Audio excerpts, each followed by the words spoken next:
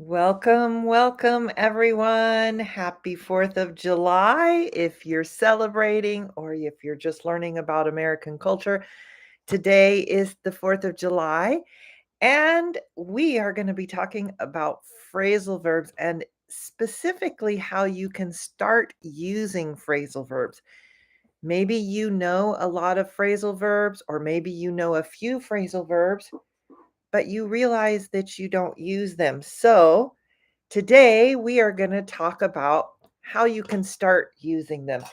And by the way, this will work for vocabulary as well. So, welcome, welcome. Hey, Hubert. Welcome from China. Let me know if you're listening for the first time and where you're from. So, obviously, the first thing you need to do to use phrasal verbs is to know phrasal verbs. But one of the things that a lot of students do is learn a lot of phrasal verbs, lists and lists of phrasal verbs. And while there is nothing wrong with learning everything you need to know, of course, unfortunately, if you try to just put a lot of phrasal verbs into your brain is not exactly learning them as much as memorizing them. And we won't get into that specific difference. But in order to start using them, it's a good idea to learn one or two at a time. Now, I know this sounds strange because we're used to learning long lists of vocabulary and phrasal verbs. But the goal here is to start using them when we speak. So, welcome everyone who's joining us now. Please let me know where you're from. Welcome, Vietnam, Russia, China, Venezuela, Brazil. We have people coming in from all over the world. This is fabulous. So, I'm going to suggest the phrasal verb that we will work with today. So, it is to look forward to. I'll write it in the chat. If you know the phrasal verb to look forward to, write I know it in the chat. Look forward to. Welcome, Tanya from Minsk. Great to see you. Argentina, Mexico City. Okay, at least one person says I know it. If you know the phrasal verb to look forward to, write I know it in the chat. And if you don't know it, if you're not sure what it means, say no or not yet. Not yet. I'll write it here. Not yet, meaning I don't know it or I don't use it, but I'm going to start using it soon. Okay, great. A few people know this phrasal verb. That's good. And it's also okay if you don't know it. In fact, you're going to learn it today. If you already know it, that's okay because you're going to learn how to start using it. The reason I chose this one is that it's not the most common phrasal verb. You aren't going to find it on the list of the top 10 phrasal verbs or whatever, but I have noticed that we use this phrasal verb all of the time. You will hear native speakers say, I look forward to seeing you. I look forward to our vacation. I'm looking forward to next week, those kind of things. So basically, what it means is to anticipate something. So I am anticipating next week. Yes, that's what it means, but we never say that. We never say I'm anticipating our vacation. But we do say I'm looking forward to it. It can also mean to be really excited about something or really wanting to do something. The interesting thing is this was one of the most difficult things for me to learn how to say in my second language, Spanish, because it doesn't translate directly. Okay, so Espy, come over here. So I stopped paying attention to Espy and started thinking of phrasal verbs. So I don't think we can have a live without Espy in the background. She is here. I should have put her 4th of July tie on her. Okay, so if you want to use this phrasal verb for what we're practicing today, this is a great idea. I did bring a second. The second one is to call something off. Is this one you know? To call it off, to call the meeting off, to call it off. What does this one mean? If you know this one, say, I know to call it off. Or put your example in the comments or say, not yet. If you don't know it yet, not yet.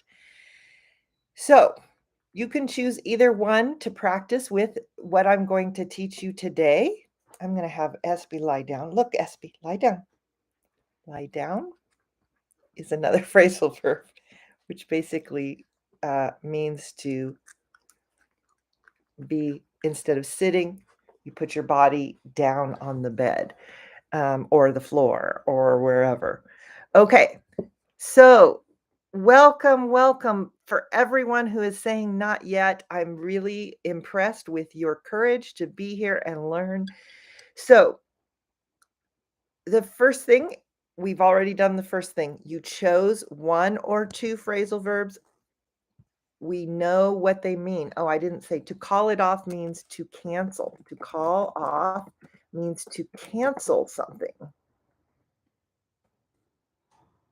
So, for instance, if I say, I have to call off the party, it means I have to cancel the party. Now, this one's different than the one before because we do say I need to cancel it, but there are other meanings where we don't necessarily say to cancel. So this brings me to the next tip. You're going to choose one of these. Over a week, you are going to choose between 1 and 3 at the most for 1 week. And only one definition. Most, or not, I shouldn't say most, a lot of phrasal verbs have more than one meaning and different ways that you can use them. So the way to start using them in your conversations, not just study them, not just know them, but to use them, is to work with just a few, 1 to 3, with one definition for each one. So for today, we're going to use I'm smiling because of the comments. Thank you. We're going to use the definition. To look forward to is to anticipate or want to do something, or to cancel. Oh, pardon me. To call off means to cancel. All right. So let me have a drink of my tea. If you already know an example for either of these, put your example in the comments. If you don't know an example, just write it. Write the phrasal verb you're going to work with. Choose one. To look forward to, or to call it off. Which one are you going to use today for the exercises we do today? Write yours in the comments. I see some great phrasal verbs in the comments, and I love that what Marcost said. My pet is giving us the secret. Yes, she likes to help. You like to help talk to everyone, right? Yes, she does. Okay, so you've done the first few steps. Hopefully you're writing yours. Write the one you're going to use in the comments. You chose one to work with. You know what it means. You have some examples. And now we need to make more examples. The next step is to either get more examples or make more examples. So if you're going to get examples, I recommend ChatGPT. ChatGPT is one of the new things that is so helpful. When I'm doing this for learning my second language, I just go in and I ask for examples, and I see lots of examples coming here, so I'm going to share those. And then I get a list of examples that are normally, or I should say usually correct. I've checked with native speakers. I've checked the examples, the English examples so far that I have gotten are always correct. So SB got bored with what I was saying. SB, come on over here. She wants to see what's going on. We're going to have a parade today because it's the 4th of July here. Here's my little flag. And the parade is going to go past our house. Actually, the parade participants are going to go past our house. So that is why SB is really wanting to look out the window today. Okay, let's look at some of the examples that we see here. I look forward to seeing you. Great example. I look forward to hearing new lessons from you. Thank you. I look forward to giving more lessons. We've got some great examples with this one. Yes, Jack says, "Can I take a rain check? I'm busy today." Maybe Jack is using a different one, and that you could do too. If you don't want to use either of these, pick your own.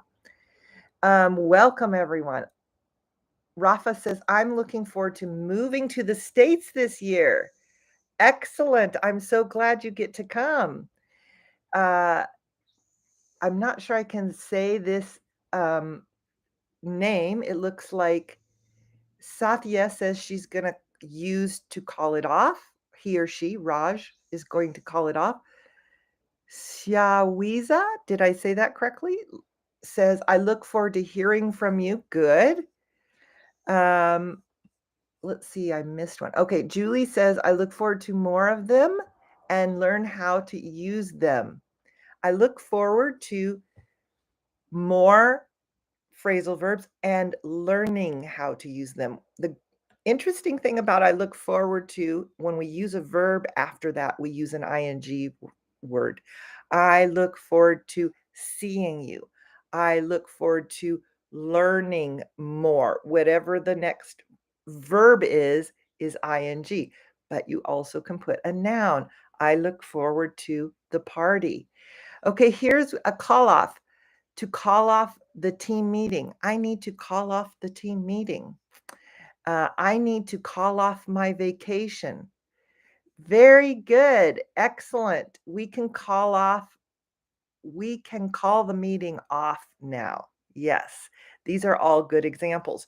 Okay, now, the other great thing about ChatGPT is ChatGPT will give you examples that have lots of details. My hair is being weird this morning. So when I have looked in ChatGPT, typically it gives me 10 examples. So the great thing is I know those examples are correct. And so then the next step is to read the examples out loud, like I just did. Read them out loud. Oh, sorry, Espy. Espy heard somebody outside. Yes, good girl. Good girl. So if you got your examples from the computer, this is a good time to write them by hand. I'm gesturing.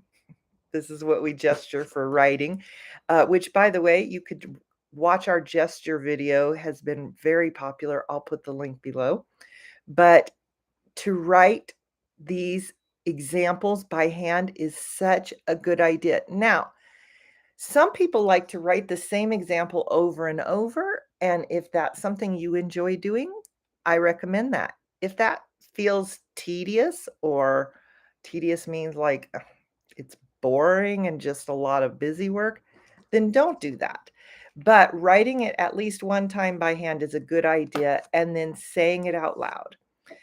Then the thing to do is practice these examples again in 1 or 2 days.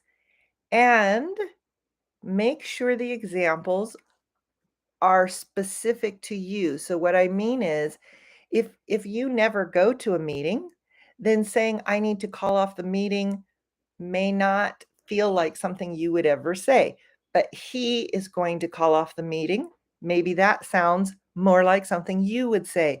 So change them a little so that they are specific to you. And then on that second or third day, you're going to practice saying them in a way that sounds like something you would say. It might even be good. In fact, I'll go so far as to say it would be good to use names of people you know. So my daughter's name is Tiana, as you may know, or Talia, or Trinity. And so I might say, Trinity had to call off the party. Talia called off her vacation. This way, it starts to feel like something I might actually say, and my brain starts to relate, "Oh, wait, this is not just some random fact. This is something that actually we might need to know because it has to do with Talia or Trinity or Tiana, and those are people very close to me." Okay, so I appreciate all of these, chat, sentences we have. And the next thing we're going to do is practice again, but this time in 5 days. So we're going to practice a little, and I actually write it on my calendar. I put it on my calendar so I don't have to think about it. When it pops up on my calendar, I do the same type of practice. And now I can create sentences that are correct just by walking around my house, or maybe I'm driving or doing the dishes, and I start saying some of these examples out loud. Now we've practiced 3 times, and once was the first time, the second time was close to the first time, then a little further. So the next time we're gonna practice is, again, just 1 or 2 days from there. The idea is to space these practice times out randomly.